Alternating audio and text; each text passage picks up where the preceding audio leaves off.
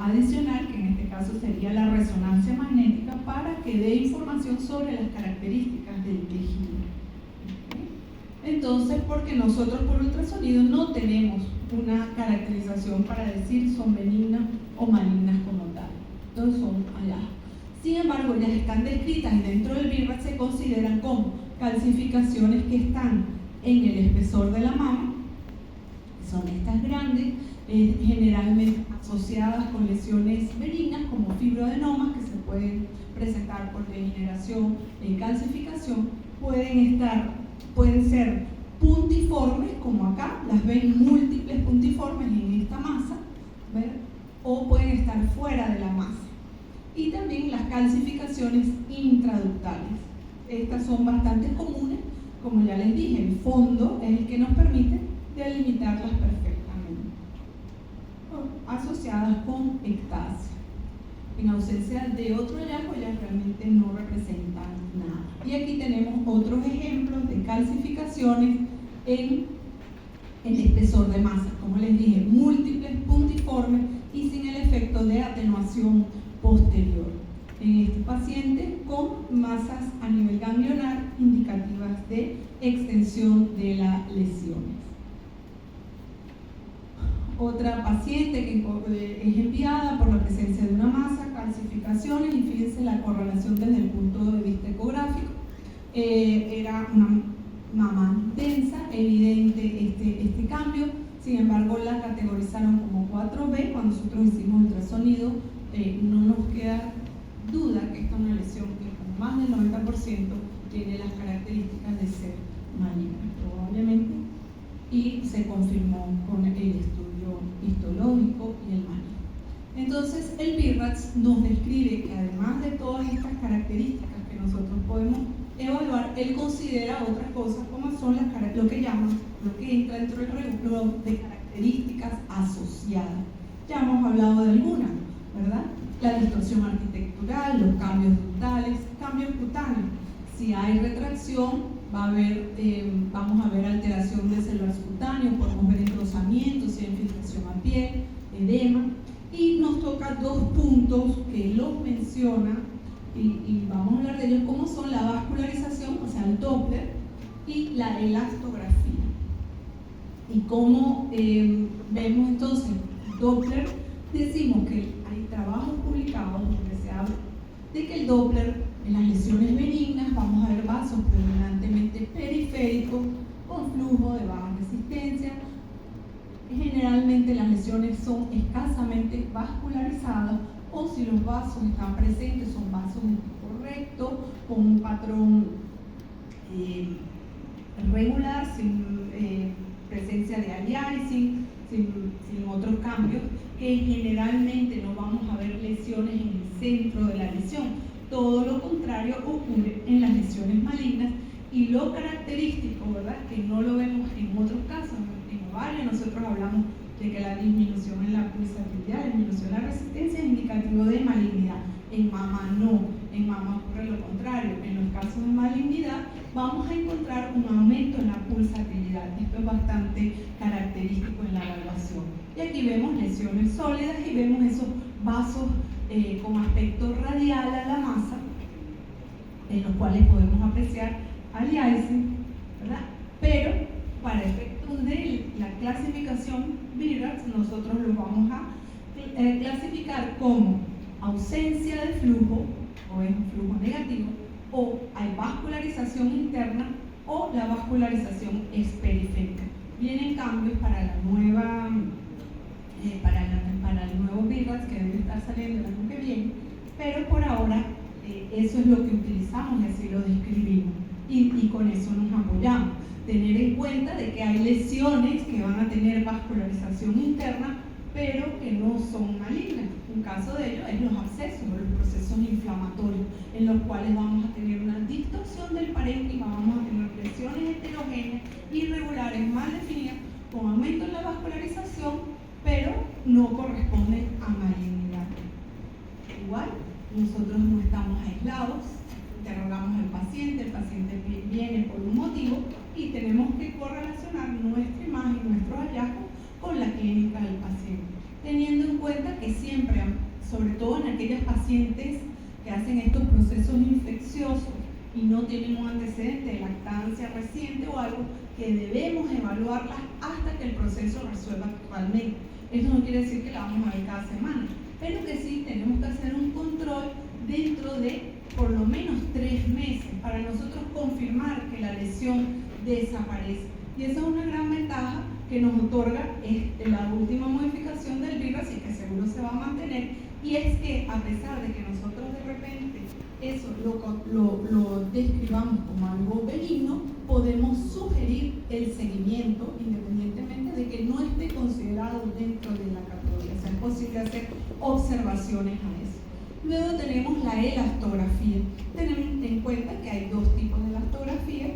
Está el strain elastography, que es una información sobre todo de tipo cualitativa, es blanda, es intermedia o es rígida, y esto es lo que nos pide el BIRAC, saber la dureza que tiene esa lesión. Y tenemos el shear weight, que nos va a permitir cuantificar esa dureza, ¿verdad? Ya sea en kPa o en metros por segundo. Esto continuamente está modificando, en una modificación, pero por ahora nosotros vamos a hablar de blando, intermedio o rígido. Realmente, si nosotros hacemos esto todavía, es un adicional, es un extra, pero ya nuestra impresión diagnóstica está formada con nuestra imagen bidimensional. Entonces, resumimos, ¿verdad? Las lesiones malignas tienen márgenes irregulares o espiculados, generalmente con mayor frecuencia hay atenuación posterior del sonido, lo producen, son marcadamente hipoecoicas, pueden presentar calcificaciones en su espesor y pueden presentar expresión ductal. Entonces, todos estos criterios no van a estar siempre presentes, pero los debemos buscar, porque en la medida en que nosotros podamos aportar todos estos datos, pues vamos a darle mayor peso a nuestro diagnóstico, y debemos incluir todo eso en la descripción que hagamos de nuestro estudio. Entonces, forma, márgenes y orientación son los pilares que permiten a nosotros orientar es benigna o es maligna, pero ayudándonos y apoyándonos también en el Doppler, en la elastografía y en todas las otras características que hemos mencionado. Aquí aparentemente vemos una lesión sólida, una densidad, en una mama densa. El ultrasonido confirma que se trata de una masa muy bien delimitada. Hay ligero reforzamiento posterior y ya tenemos nosotros, nuestro propósito no es dar diagnósticos histológicos, pero sabemos que hay lesiones como el cáncer medular que tienen las características de ser lesiones homogéneas muy bien delimitadas. Pero adicional a eso, nosotros podemos evaluar la axila.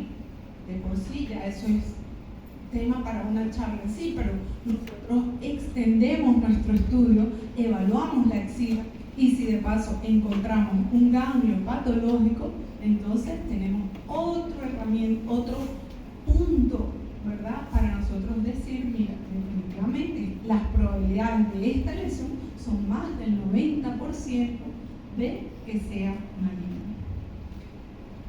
Ahora, hay que considerar otros detalles u otros aspectos cuando nosotros estamos haciendo el estudio ecográfico, y es que si nosotros nos encontramos con conductos mamarios patológicos, conductos dilatados, conductos con presencia de un nódulo sólido en su interior, o sea, nódulos intraductales, esto puede corresponder a patología benigna. Sin embargo, puede que no, y debemos estar atentos a eso. Aquí quizás lo que nos llama la atención es esta zona quística ligeramente irregular, pero realmente acá hay un ducto y vemos cómo este ducto tiene vascularización, es irregular, esta masa en el interior del ducto, y es una lesión entonces ya sospechosa. Aquí vemos otro ejemplo, y si bien hay patología que puede ser el hallazgo, ¿verdad?, de esto, ya son criterios que nos hacen pensar pensar que esto amerita una evaluación adicional. Acá tenemos otro ejemplo y fíjense la presencia de esa masa hipocóica. Entonces, si nosotros tenemos un quiste complicado, ¿qué factores nos van a hacer pensar en esa neoplasia intraquística? Pues la presencia de septos isoecoicos engrosados, nódulos murales, presencia de un pedículo fibrovascular o flujo en el espesor del nódulo y el aspecto microquístico multilobulado que pueda tener esa lesión. Entonces, ¿cuál es el objetivo? El objetivo es identificar los nódulos que tengan, los nódulos sólidos con bajo riesgo de malignidad, a los cuales les podemos ofrecer un seguimiento. No ameritan biopsia, no ameritan otro procedimiento, pero sí los podemos seguir, no los podemos dejar escapar. Recordar que a veces vamos a ver más de una lesión. Soy una paciente joven, 36 años, con múltiples lesiones. Le consultó por un nódulito y recordar que está el concepto de multifocal y el concepto de multicéntrico. En las lesiones, ¿verdad?, que están en el mismo cuadrante, es multifocal, y si están en varios cuadrantes, entonces ya es multicéntrica. Recordar eso para cuando hacemos nuestra descripción. Si nosotros tenemos una paciente que por densidad mamaria, mamas densas, alveolar cero, que ameritan el estudio ecográfico, o bien mamas con una mamografía normal o inespecífica en la cual se palpa una nodularidad o un engrosamiento, el estudio ecográfico es de gran utilidad porque va a permitir detectar si esto corresponde con una lesión, cuál es su tamaño, hay componentes infiltrativos, dónde se extiende, cómo es, y además de eso es una excelente herramienta para guiar la aspiración o biopsia por biopsia de la misma, o inclusive en las lesiones muy pequeñitas colocamos arpón para que el cirujano vaya, porque no palpa, al sitio donde él debe retirar la masa y asegurarse de que lo pase. Y bueno, la evaluación de la axila. Entonces, en estas lesiones que aparentemente son muy evidentes, pero que no se palpan, ¿verdad?, jugamos un papel muy, muy importante. Aquí unos ejemplos donde ven con el Doppler pulsado cómo existe ese patrón característico en el cual vemos ausencia de flujo diastólico con valores de índice de pulsatividad altos. Entonces, tiene que haber una correlación, sobre todo cuando estamos haciendo, el motivo del ultrasonido por una mamografía, entre los hallazgos que se ven en la mamografía y lo que nosotros vamos a ver con el ultrasonido. Si nosotros no tenemos una correlación, si hay correlación, pues el paciente puede ir a biopsia escleral